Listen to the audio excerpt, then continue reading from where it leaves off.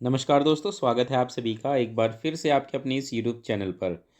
आज की वीडियो में दोस्तों हम दो टर्म को अच्छे से समझने की कोशिश करेंगे। पहला है डेवलपमेंट यानी कि विकास, और दूसरा है मैच्योरेशन यानी कि परिपक्वता या परिपक्वन भी इसको हम कहते हैं।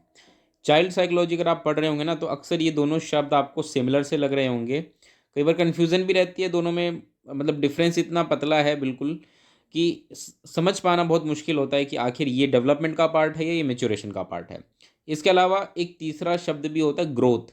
वो इस वीडियो में मैं डिस्कस नहीं करूँगा, उसके लिए सेपरेट वीडियो बनाऊँगा, क्योंकि डेवलपमेंट और ग्रोथ में काफ़ी ज़्यादा डिफरेंस होता है, काफ़ी एक दूसरे से अलग होते हैं, और उसको समझाने के लिए मुझे काफ़ी समय चाहिए। लेकिन आज शॉर्ट वीडियो रखेंगे, डेवलपमेंट और मैच्योरेशन को समझने की कोशिश करेंगे।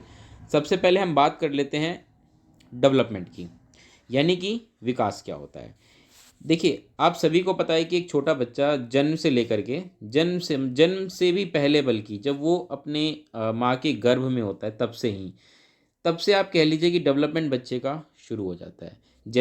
जैसे ही भ्रूण का निर्माण होता है तब से ही एक डेवलपमेंट जो है बच्चे में वो होनी स्टार्ट हो जाती है। जब बच्चे का जन्म होता है तब से लेकर उसकी मृत्यु तक भी जो विकास है वो लगातार चलता रहता है। लेकिन बात करें हम डेवलपमेंट की, हम किसको डेवलपमेंट डिफाइन करेंगे कि ये डेवलपमेंट है और ये डेवलपमेंट नहीं है। तो देखिए, डेवलपमेंट ना अपने आप में काफ़ी ब्रॉड कंसेप्ट है, काफ़ी बड़ा कंसेप्ट है, और इसमें वो सारी चीज़ें इंक्लूड हो जाती हैं, वो सारे चेंजेस इंक्लूड हो जाते हैं जो हमें एक बच्चे में देखने को मिलते हैं। जितने भी चेंजेस हमें देखने को मिलते हैं ना एक बच्चे में, वो सारे के सारे डेवलपमेंट का पार्ट होते हैं।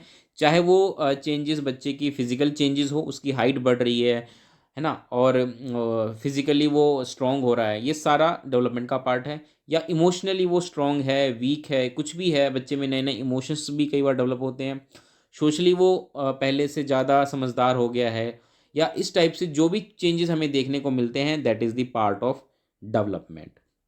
इसीलिए डेवलपमेंट को हम ब्रॉडर कंसेप्ट कहते हैं। वहीं हम दूसरी तरफ बात करें मैच्योरेशन की, तो देखिए मैच्योरेशन जो है वो काफ़ी डिफरेंट कंसेप्ट है। मैच्योरेशन को कई बार लोग कंफ्यूज कर देते हैं डेवलपमेंट से।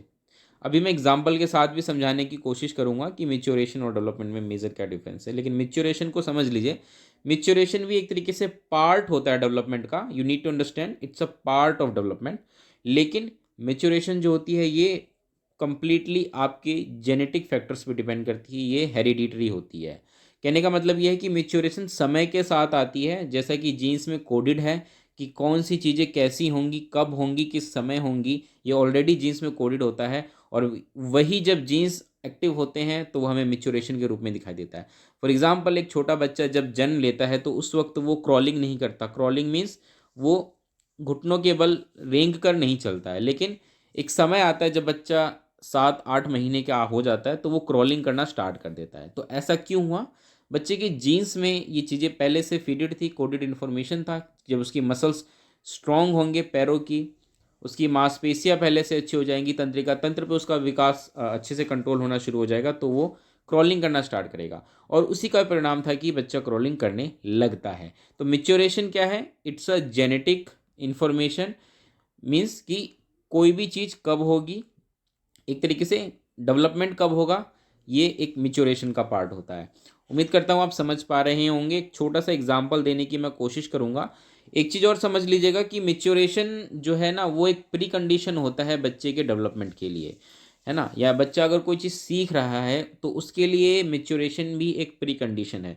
फॉर एग्जाम्पल, अगर आप किसी बच्चे को लिखना सिखाना चाहते हैं, बच्चे को राइटिंग सिखाना चाहते हैं कि वो लिखना सीख जाए, तो लिखना सीखना तब तक पॉसिबल नहीं है जब तक कि बच्चे की मांसपेशियों में, उंगलियों की मांसपेशियों में इतनी मैच्योरेशन ना आ जाए कि वो अपने उंगलियों पर कंट्रोल करना सीख जाए, और साथ के साथ वो अक्षरों, क्योंकि अक्षर बनाने में ना हमें फाइन मोटर स्किल्स का यूज़ करना होता है, ग्रॉस मोटर स्किल नहीं। आई होप आप समझते होंगे fine motor skills and gross motor skills. तो फाइन मोटर स्किल्स की ज़रूरत पड़ती है, और मैच्योरेशन आने पर ही बच्चा लिखना सीख पाता है। हालांकि डेवलपमेंट का पार्ट है मैच्योरेशन, इसके अलावा भी कई चीज़ें बच्चा लिखने से पहले चीज़ें सीख रहा होता है, जैसे चीज़ों को पकड़ना, तो वो मैच्योरेशन का पार्ट भी हो सकता है, लेकिन डेवलपमेंट का पार्ट भी है वो। ठीक है, आई होप आप समझ पा रहे होंगे। अब हम थोड़ा सा एग्जाम्पल समझते हैं। जैसे कि मान लीजिए एक बच्चा जब जन्म लेता है तब से लेकर मृत्यु तक उसमें कई सारे हमें चेंजेस देखने को मिलते हैं। कई बार फिजिकल चेंजेस भी देखने को मिलते हैं, मेंटल चेंजेस भी देखने को मिलते हैं, और भी बहुत सारे चेंजेस हमें देखने को मिलते हैं। लेकिन अगर आप देखेंगे कि फिजिकल चेंज जो होता है वो एक लिमिटेड समय के लिए होता है, और उसके बाद वो फिजिकल चेंजेस होना रुक जाता है। तो हम ये नहीं कह सकते कि बच्चे का जो डेवलपमेंट है वो रुक गया है, बल्कि अदर एस्पेक्ट्स जो होते हैं डेवलपमेंट के, like mental development, emotional development, social development, है ना, मोरल डेवलपमेंट, ये सारी चीज़ें कंटिन्यू रहती हैं। लिंग्विस्टिक डेवलपमेंट, ये सारी चीज़ें कंटिन्यू रहती हैं। वहीं हम बात करें कि मिच्योरेशन की, तो देखिए मिच्योरेशन क्या है। मिच्योरेशन जेनेटिकली कोडेड इन्फॉर्मेशन होता है, और जैसे जैसे बच्चा ग्रो करता है तो हर एक स्टेज पे कुछ सेट्स ऑफ चीज़ें होती हैं कि भाई ये बच्चे में चीज़ें आ जानी चाहिए, उसको हम मिच्योरेशन कहते हैं।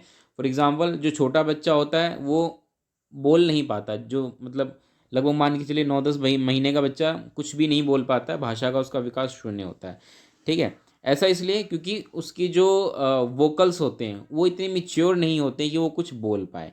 लेकिन जैसे जैसे वो और बड़ा होता है, 1 साल का, 1.25 साल का होता है, उसके वोकल्स जो होते हैं स्ट्रॉन्ग होना शुरू हो जाते हैं, और धीरे धीरे वो कुछ शब्दों को, अक्षरों को बोलना सीख जाता है, बैबलिंग करना सीख जाता है। तो ये पार्ट है मेच्योरेशन का। ऐसे ही रनिंग, क्रॉलिंग, राइटिंग, जंपिंग, इन सब के लिए बच्चे में स्टेजेस होते हैं कि इस स्टेज में आके बच्चे ये चीज़ें कर पाएगा। तो ये पार्ट है मेच्योरेशन का। आई होप आप समझ पाए होंगे डेवलपमेंट एंड मेच्योरेशन में क्या बेसिक डिफरेंस होता है। उम्मीद करता हूँ वीडियो आपको पसंद आई होगी। पसंद आई तो ज़रूर लाइक करिएगा दोस्तों। अगली वीडियो में मिलेंगे, तब तक के लिए इतना ही। नमस्कार, धन्यवाद।